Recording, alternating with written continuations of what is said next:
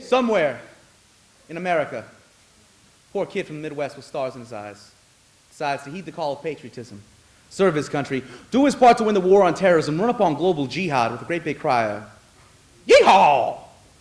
and see who's left standing. So he trains and he prepares.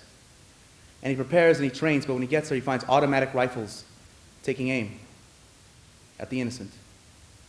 Most often old men, women, and children. And he stares in their eyes, those eyes so alive and full of terror. And he begins to wonder, what exactly makes one a terrorist? But his training taught him it's us or it's then, so what then?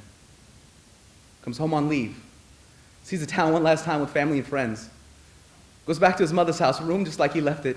In his uniform, he gets decked out, shines his medals, takes his pistol into his mouth, prepares for the blast, and awaits the silence somewhere in America, on the East Coast, or the West Coast, or anywhere enough black or brown folks have a ghetto. Or boy, he never really bought into the American dream, but he scopes out his prospects, and he lives in the projects, and he wouldn't mind being the first in his family's in college. So he enlists with the Marines.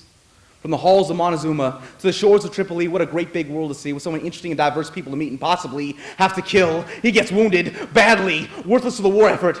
Comes back home, worthless to the workforce, half alive and half dead, and not just in the body but in the head. And he can't keep his mind right long enough to fight for the rights promised him. Sometimes he remembers he enlisted to get his mom out of roach-infested tenements. These days, he'd be happy enough just to get back in them. See him hobble down the street sometime around midnight, just another homeless veteran. Up here in America, the land of the free. A first world democracy, the first world, the free world. We are in the first world that we got freedom. And the third world, they got free trade zones where first world corporations can exploit the labor of children. True enough, but take a good hard look at the real face of American poverty. See the place those factories used to be. Gary, Indiana, Philadelphia, Detroit, Youngstown. Then see luxury mansions. The division of wealth in the United States of America is sharper than it is in Rwanda. And that is not poetic license. That is a statistical fact. Go to Fifth Street, downtown Los Angeles. See Skid Row. Then see the Mellon Bank. And you tell me where's the justice? We talk about third world countries? Well then what the fuck is this?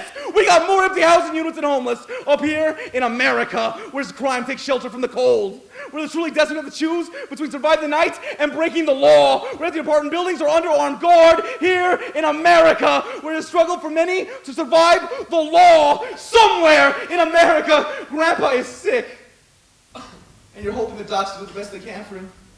Well, you really should have planned for this. You should have worked harder, or maybe worked smarter, so you could have gone to Harvard, maybe been a Rhodes Scholar, maybe then you could afford the best that modern medicine has to offer, but you didn't. But don't worry, Medicaid will cover the cost of a hospital bed, and a handful of meds to keep him still through the night. Oh, you want him help? Actually try to keep him alive, boy, you must have stars in your eyes. This is America! We don't do that here.